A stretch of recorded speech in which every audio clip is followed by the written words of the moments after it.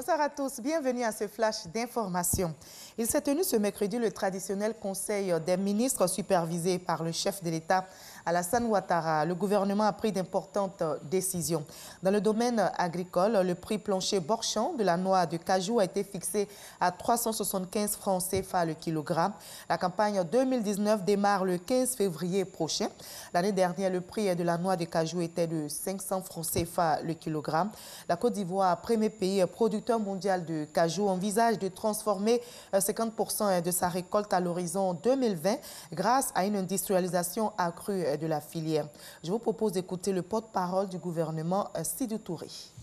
Le prix plancher Borchamp pour la campagne 2019 qui démarre le 15 février est fixé à 375 francs le kilogramme de noix de cajou bien séchée, bien triée, ne comportant aucune matière étrangère. Et vous aurez tous les détails du Conseil des ministres ce soir à 20 h.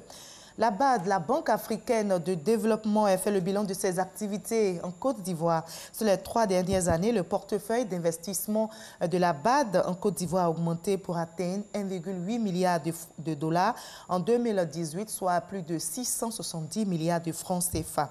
Devant les diplomates, le président de la BAD a partagé son optimisme quant à l'avenir du continent. Lansine Bakayoko.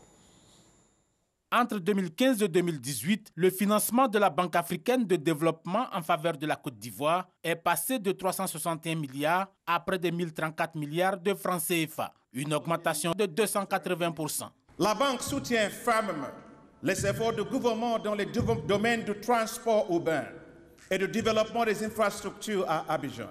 En 2018, nous avons également investi pour financer l'acquisition de nouveaux aéronefs pour Air Côte d'Ivoire, qui facilitera la circulation des personnes et favorisera l'intégration régionale.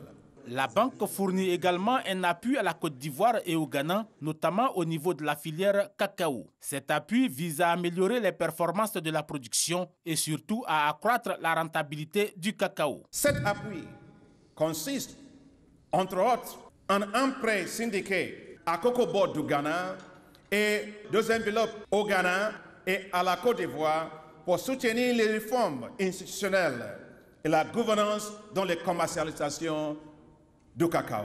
Tout en félicitant le gouvernement du président Alassane Ouattara pour ses efforts, la Banque africaine de développement se dit optimiste quant aux perspectives économiques de la Côte d'Ivoire. En 2019, le pays table sur un taux de croissance de 7,8% avec un afflux beaucoup plus important d'investissements productifs, aussi bien nationaux qu'étrangers. L'ancien président ivoirien Laurent Gbagbo a quitté les Pays-Bas hier mardi 5 février. Acquitté des crimes contre l'humanité par la CPI le 15 janvier dernier, l'ex-président ivoirien Charles Blé Goudé ont été libérés sous condition le 1er février. Aucune information n'a par ailleurs été donnée pour l'instant sur le point de chute de Charles Blé Goudé soumis aux mêmes conditions de libération que Laurent Gbagbo. L'ex-leader des jeunes patriotes se trouve donc toujours aux Pays-Bas. Le procureur devrait faire appel de leur acquittement, ce qui devrait prendre plusieurs mois.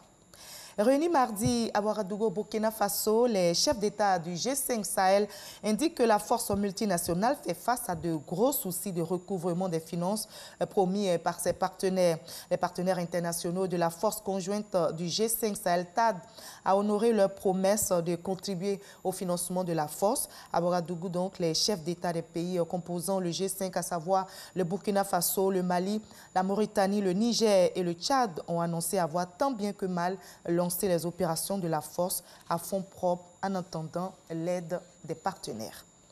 Après avoir paraphé à Khartoum un accord de paix entre le pouvoir en Centrafrique et les groupes armés qui contrôlent la majorité du territoire de ce pays, a été signé ce mercredi 6 février à Bangui, la capitale. Le premier effet de cet accord est la cessation de toute violence contre les civils.